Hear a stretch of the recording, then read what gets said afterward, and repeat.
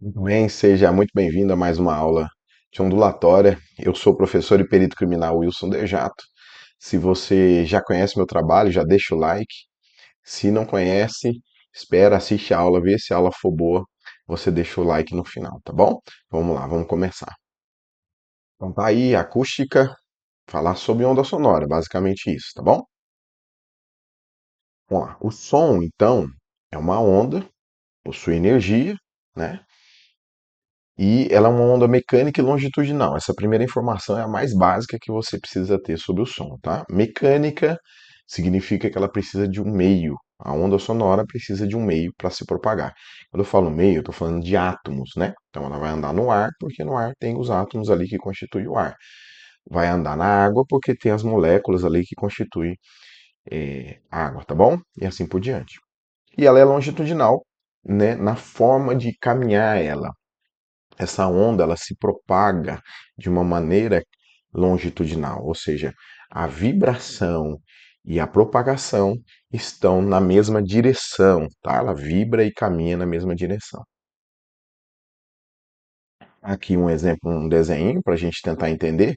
Por exemplo, quando o alto-falante empurra, você vê que se você ficar olhando para o alto-falante, essa parte interna dele, você vai ver ela se mexendo. E ela tá empurrando o ar, bem rapidinho, né? Quando ela empurra o ar, os átomos que compõem o ar, eles tendem a se concentrar numa região. Então, como ela vai balançar várias vezes, vai formar várias regiões de pressão, né, de compressão. Essas são regiões em que a gente diz que está tendo uma variação de pressão. Por quê? Quando você está com muito átomo junto, essas regiões de compressão aqui, ó, tem uma aqui e assim por diante, né? Você tem uma pressão maior. Quando entre essas regiões em que os átomos estão mais próximos, tem regiões em que os átomos estão mais afastados, formando regiões de rarefações, tá? Rarefação, ou seja, de baixa pressão. Então aqui nós temos uma variação de pressão quando a onda sonora caminha, até chegar ao seu ouvido aqui, que daqui a pouquinho eu vou mostrar um esquema melhor o que está acontecendo aqui dentro do ouvido, tá?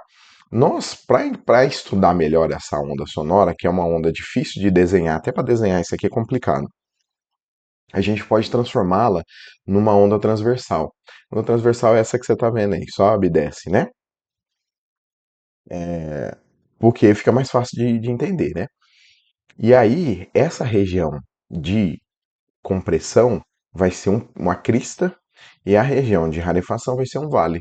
E aí, fica mais fácil, por exemplo, de eu estudar o comprimento de onda, que no caso aqui, por exemplo, vai ser a distância entre duas cristas, ou ainda entre duas compressões, tá? Fica mais fácil.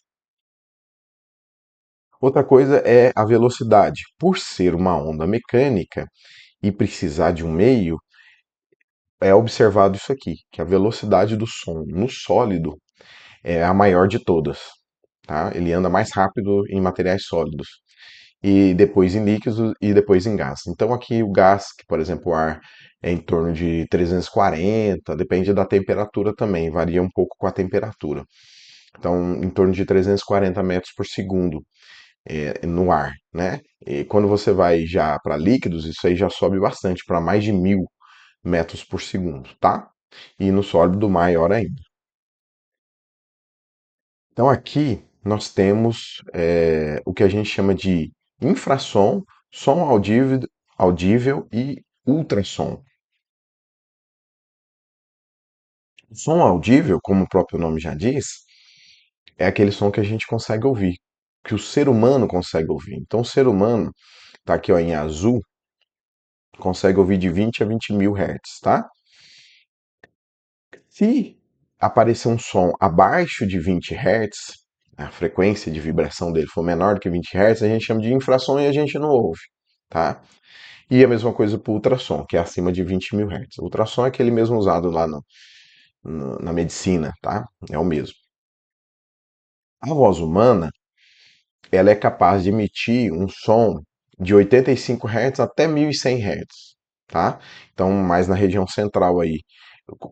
Sempre que tiver na extremidade, né, perto de 20 Hz ou de 20 mil Hz, é mais difícil para a gente ouvir e tal.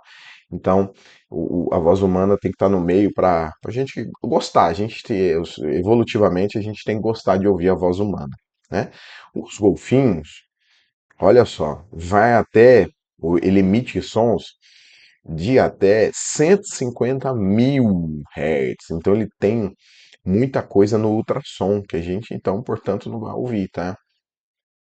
E quando ele emite um som, ele emite já som mais agudos, percebe? Ó, a partir de 7.000 a gente escuta golfinho, né? Uma parte pelo menos, mas não escuta tudo, porque ele emite sons de até 120 mil Hz. Ele ouve de 150 a 150 mil e emite de 7.000 a 120 mil. E aí vai, né?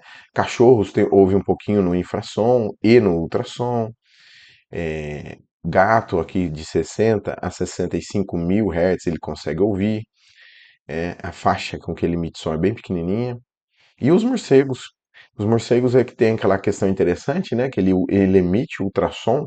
Então você pode ver aqui que a maioria está no ultrassom, de 10.000 a 120 mil Hz é o que ele emite, exatamente para que ele possa se localizar. Ele usa o que a gente chama de ecolocalização. Ele emite ultrassom, bate no obstáculo, numa parede, numa árvore, não sei, e retorna para ele. E ele consegue se localizar fazendo através dessa reflexão dessa onda sonora, tá? No caso aqui vai ser uma onda de ultrassom. Aqui nós temos o nosso ouvido, só rapidinho, isso aqui na física não é muito interessante para questões de prova, essas coisas, mas para entender melhor a matéria talvez seja. Então você tem a parte externa e daqui para cá você tem a parte interna. Então o som vai passar por esse canal auditivo aqui e vai chegar aqui e vai encontrar três ossinhos importantes, né? O martelo, o estribo e a bigorna. O tímpano, quando a onda chega, um tímpano, que é uma película que tem ali, ele vai oscilar, ele vai vibrar. Quando esse tímpano vibrar, com aquelas variações de pressão lá que a gente falou, esses ossinhos também vão vibrar, tá? E aí o nervo auditivo vai captar esse som, né? Vai transformar isso, vai entender isso como um som, tá bom? Qualidades fisiológicas do som. Esse aqui é interessante, são essas três, tá? A altura, a intensidade e o timbre. Tem que tomar cuidado com essa altura aqui, ó. Porque às vezes no nosso dia a dia a gente usa esse termo altura de uma maneira diferente do que a física traz para nós. Quando a gente fala assim, ei, o som tá alto, abaixa o som. Normalmente a gente está falando do volume do som, né? E para nós vai ser essa intensidade aqui, tá? O volume do som é a intensidade, não é a altura, tá? A altura do som está relacionado com isso aqui, ó, com ele ser agudo ou grave, tá? O agudo, frequência, o agudo tem frequência maior, tá? E o grave tem frequência menor. O agudo a gente vai chamar de som alto e o grave vai chamar de som baixo. Por isso que tem aquele instrumento musical que se chama baixo. Ele se chama baixo porque ele toca sons graves, mais graves, concorda? Tá? Então, sabe aquele mosquitinho que fica te incomodando de noite? Que ele vem assim, ó, você não tá ouvindo ele, aí ele vem, quando chega perto do seu ouvido, né, que você sente, você escuta ele mais. Aquele som é um som alto, simplesmente pelo fato dele ser agudo. Tá? Então, mais um exemplo, as mulheres tendem a ter produzir um som mais alto do que os homens. Os homens tendem a produzir um som baixo, tá? Ou seja, a mulher tem uma voz mais aguda e o homem tem uma voz mais grave. É isso que eu tô falando, entendeu? Então, toma cuidado. Alto e baixo é sinônimo de agudo e grave. Sinônimo. O que está envolvido aqui é frequência. Mudou a frequência, mudou a altura do som, tá? Só para ter uma ideia aqui, ó, né? Um exemplo das notas musicais, nós temos lá a cada oito, né? Um, dois, três, quatro, cinco, seis, sete. A oitava seria Dó de novo.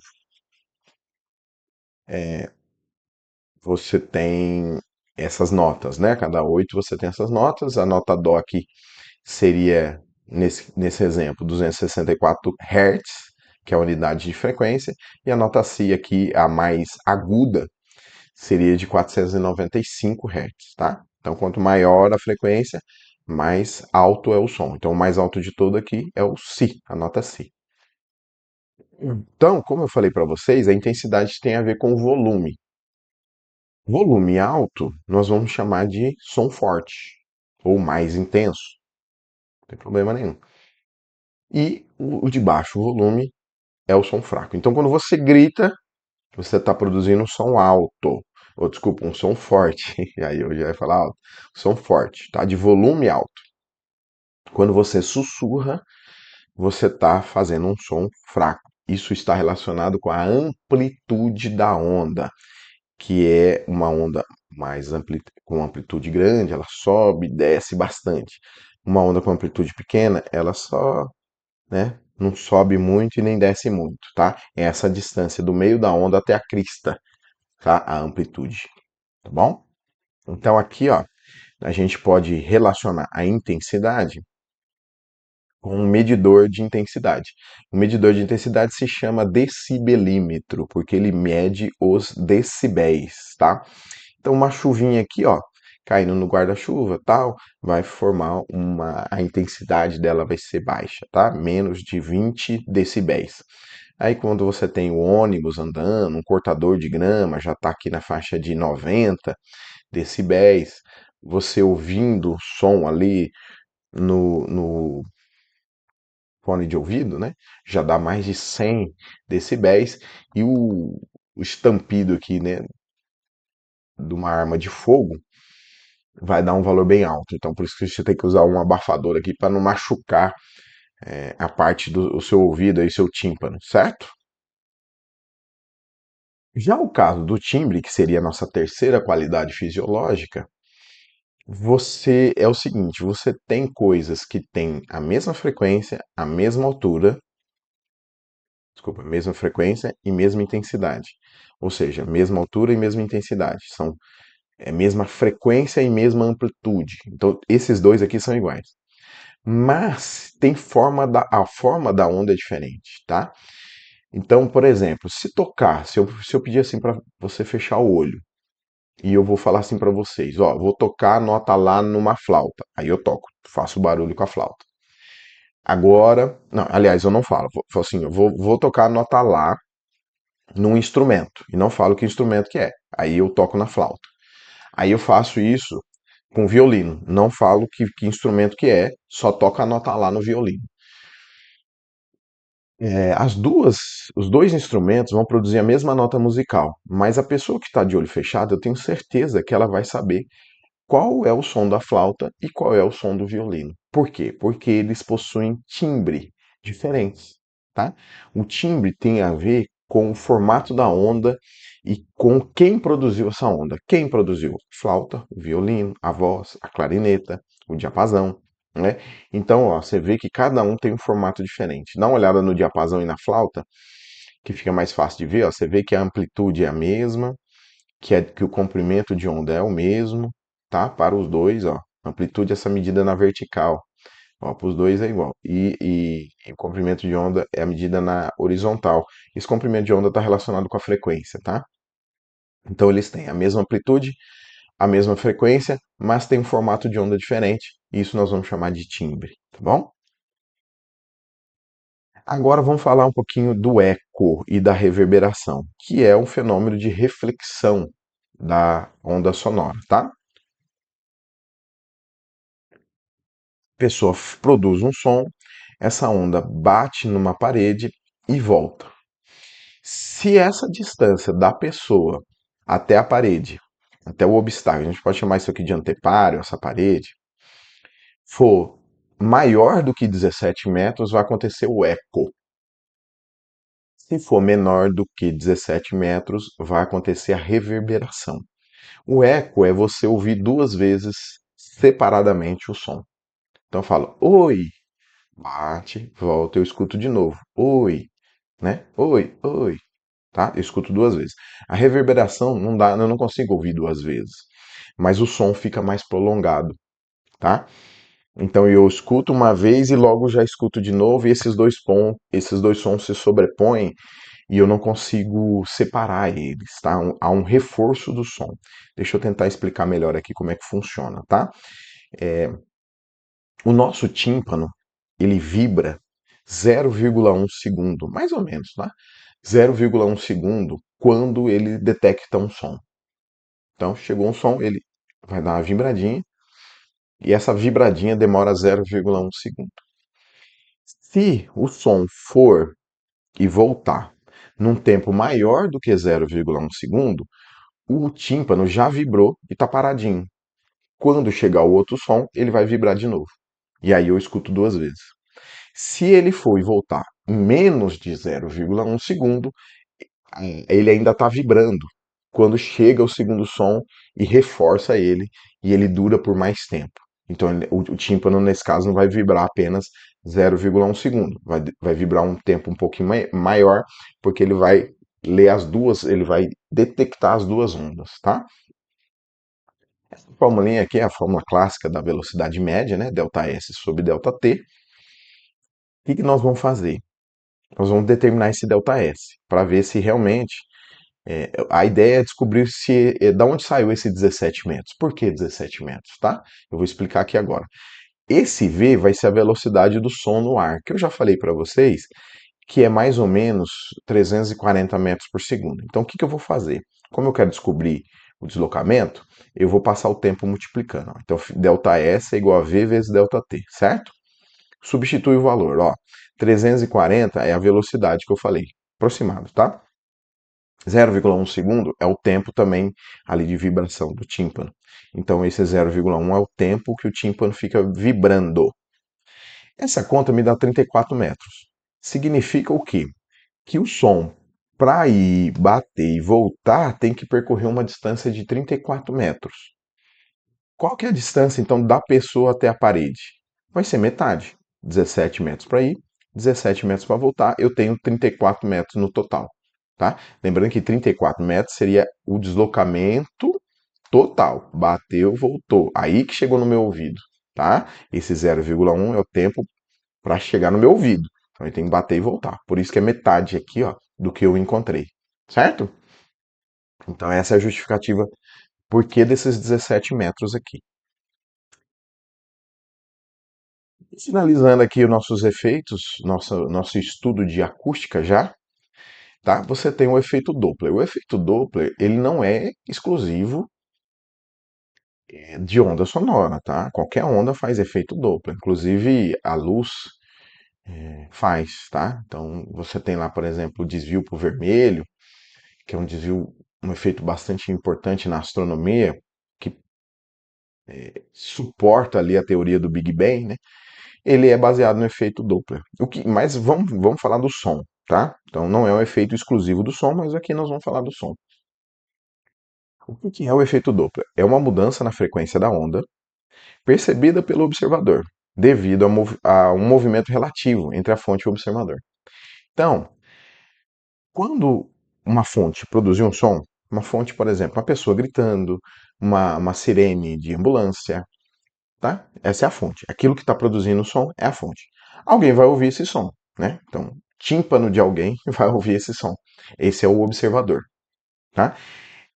É uma mudança na frequência da onda percebida pelo observador, primeira coisa, tá? Não é uma mudança na fonte. A fonte não tem nada a ver com isso.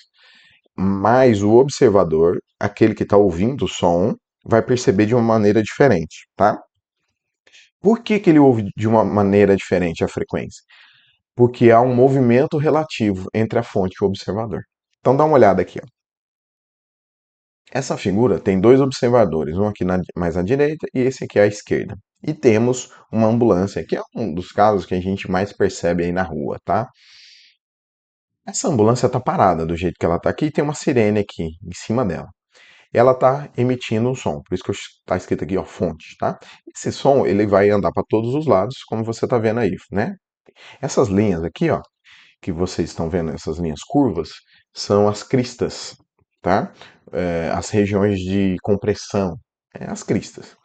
Você percebe que a distância entre duas cristas me dá o comprimento de onda que é igual dos dois lados, né? Tanto do lado do observador direito quanto do lado do observador esquerdo, mostrando que a frequência é a mesma, tá? Isso aqui não tem movimento relativo, ó. Movimento relativo entre a fonte e o observador. Não tem movimento relativo, por quê? Porque ela tá parada. A ambulância está parada. Agora essa ambulância começa a se movimentar para a direita, né? Vai se movimentando para a direita, tá vendo a velocidade aqui, ó? Olha o que acontece com o comprimento de onda. Diminui para essa pessoa que está ouvindo. Então ela emite a onda e vai de encontro à onda, né? A ambulância.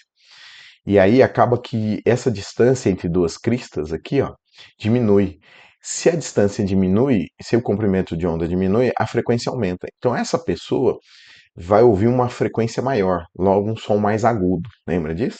Então essa pessoa ouve um som mais agudo. E essa daqui, dá uma olhada, essa pessoa da esquerda, olha o que aconteceu com o comprimento de onda, ficou maior. Se ficou maior, a frequência fica menor, são inversamente proporcionais, tá? O comprimento de onda ficou maior, a frequência fica menor. E ele vai ouvir um som mais grave.